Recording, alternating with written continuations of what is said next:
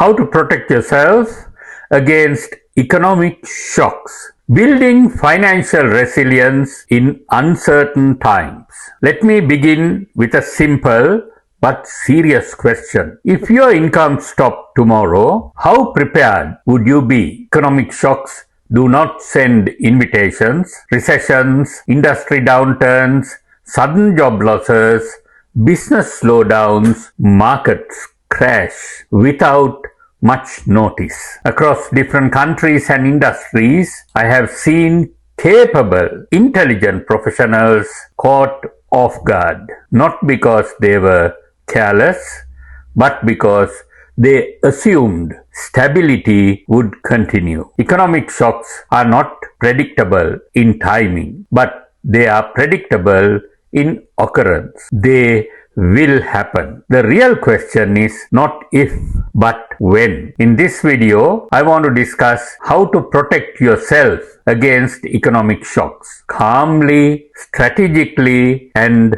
systematically. Hi, I'm Dr. Kushan. Over the past 30 years, I worked in senior leadership roles across strategy, management, and finance. And I've trained more than 10,000 professionals in 11 countries. Across economic cycles, I've observed something very consistent. Those who suffer most during shocks are not necessarily those with lower income. They are those without structure. This video is for educational purposes only. Simply reflections and insights from experience. Part 1. Build a financial shock absorber. The first layer of protection is liquidity, an emergency reserve. In one of my programs, I once asked a room full of professionals, if your income paused for 6 months, how many of you would be comfortable? Very few hands went up. An emergency fund is not exciting. It does not generate headlines, but it creates psychological and financial stability. Let me give you an example. Person A lives on a high income but minimal reserve. Person B earns moderately but maintains 6 to 12 months of essential expenses saved. When disruption occurs, person B negotiates calmly. Person A panics. Liquidity buys time, and time creates options. Part 2. Reduce fixed cost pressure. During stable periods, fixed expenses often expand quietly. Large mortgages, multiple car loans, subscription commitments, lifestyle upgrades, and so on. In one workshop, a participant once admitted, my salary increased, but so did my fixed obligations. I feel successful, but also trapped. High fixed cost increase vulnerability. During economic shocks, flexibility matters more than income. For example, person A earns well, but has high monthly obligations. Person B earns slightly less, but keeps fixed cost manageable. If income declines, person B will adjust more easily. Financial resilience is not about deprivation. It is about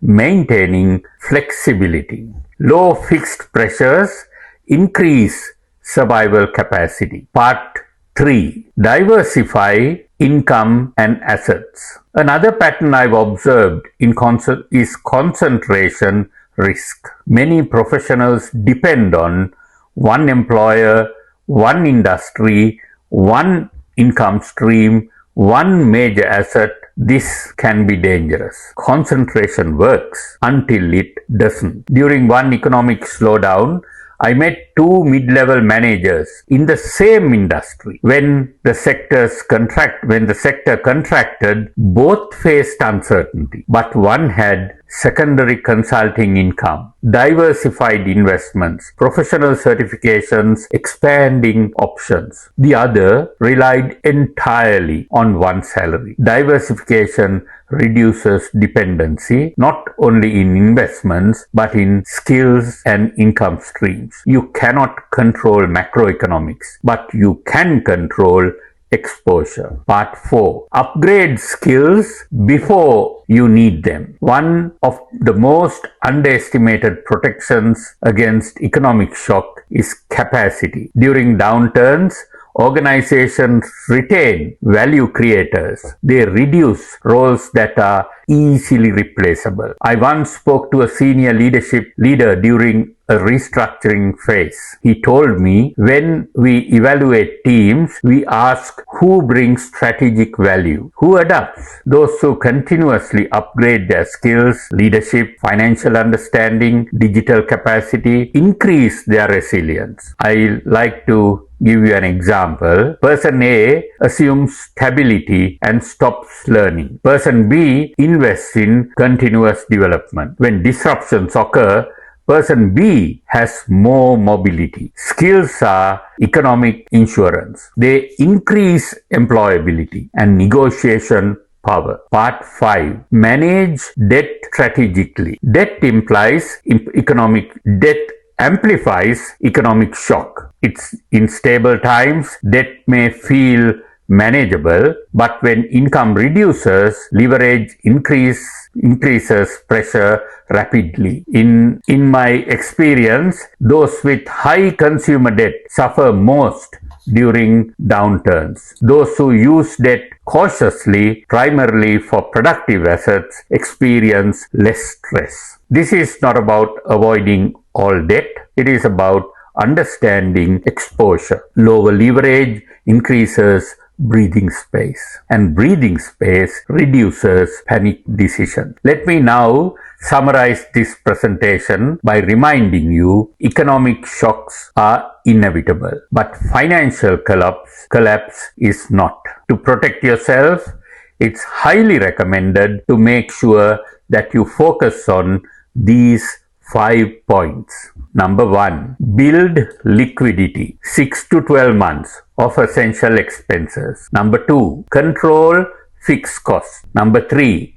Diversify income and assets. Number 4. Upgrade skills continuously. Number 5. Manage debt strategically. Across countries and industries, I have seen resilient professionals navigate uncertainty calmly, not because they predicted crisis, but because they are prepared for them. Resilience is not dramatic, it is structured, it is disciplined, it is proactive. You cannot control economic cycles, but you can control your preparedness. If this video added value, please like it, share it with your loved ones and contacts, and subscribe. I'm Dr. Kushan, and I'll see you in the next video. Thank you for watching.